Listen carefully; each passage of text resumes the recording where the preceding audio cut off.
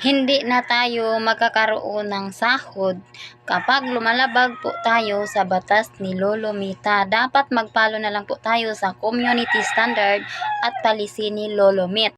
So, hello guys. So, pag-uusapan natin ngayon guys tungkol po sa bagong update ni Mita sa sahuran, sa ads on reels or in-stream ads. Effective po ito guys noong October 6. Bago pa lang to guys na mainit-init pa. So, ayan guys. So, napaka-stricto na po ngayon guys, no? Kasi kapag nalabag po natin yung batas ni Lolo Mita guys, hindi na po tayo bigyan ni Lolo Mita ng sahod or hindi na po tayo makakaroon ng income dito sa pagiging digital creator. Kaya mag-ingat po tayo na hindi natin malabag yung batas ni Lolo Mita. Kung ano po ang gusto ni Mita guys, yun na lang po ang susundin natin para hindi tayo mapalo or kahit okay lang yung palo guys, no? Pero yung hindi tayo magkakaroon ng income, yun ang masakit. Masakit pa sa iniwan. Charot. So, totoo yun guys na kapag monetize tayo guys or hindi man monetize, wag na lang po nating lalabagin yung policy ni Mita. Yung community standard ni Mita, wag nating gagawin yan. So, ingat na lang po tayo kasi nga sumali tayo sa digital creators so para magkaroon ng income, para makatulong sa ating panghanap buhay o basta guys, sa ating lahat. No, iyon na lang. So, doble ingat po guys, no? Kung ano po ang sinasabi ni Mita niya, ito wag nyo tong gawin, so wag na po natin gawin, no? So, at mas lalo na po guys sa ating mga content, no? Na dapat kailangan po guys, no, sa mga baguhan guys, no, baguhan pa naman ako pero may na-experience na po ako guys, no. Sa wala pang experience dyan guys, no, na mas maganda guys, sariling video nyo ang ipopost nyo, sariling gawa nyo. So, kahit sarili nating gawa guys, pwede tayong magkakaroon ng violation pero maliit lang yun.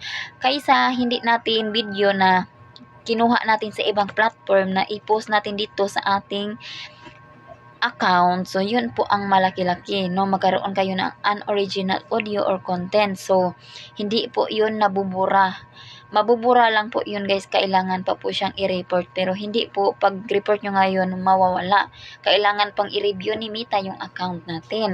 So sa akin guys, naranasan ko din yan noon, pang 5 beses ko po ako nag-review bago nalinis yung aking account.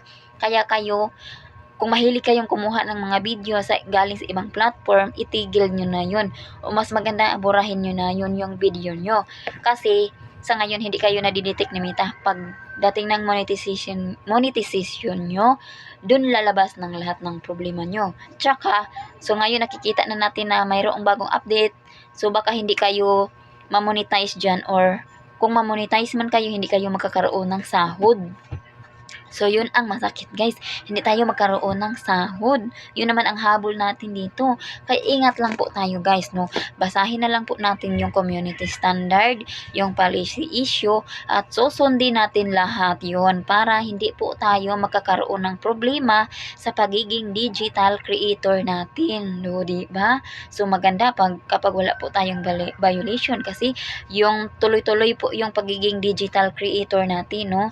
Kasi guys, kung lalabag tayo sa batas ni Mita guys, is magkakaroon po tayo ng marami na pong nagkakaroon ng demonetization guys, no. Yung nawala na po yung tools nila, wala na po silang income kasi kinuha na po ni Lolo Mita. So yun lang po ang dapat nating gawin dito guys, mag-ingat at huwag mag-comment ang bawal, huwag mag-content ang bawal, huwag magsalita ng bawal. Yung mga bawal, huwag nating gawin, no, para hindi tayo magkakaroon ng problema. Kasi nga guys, naghihirap tayong magkaroon ng followers, naghihirap tayong gumawa ng content, mag-edit ng content, kailangan araw-araw mayroon tayong upload. So, grabing hirap natin na pinagdadaanan guys, no. Maraming restriction na nare-receive, maraming violation, maraming palo. So, kahit ano na lang po yung nare-receive natin galing kay Mita. So, at saka mas malalong mahirap guys na magkakaroon tayo ng income. So, yun po ang mahalaga. So, kailangan lang po natin dito guys, doble ingat lang po talaga. So, yun lang po guys. Thank you for watching and pakishare na lang po sa video ko. Bye-bye!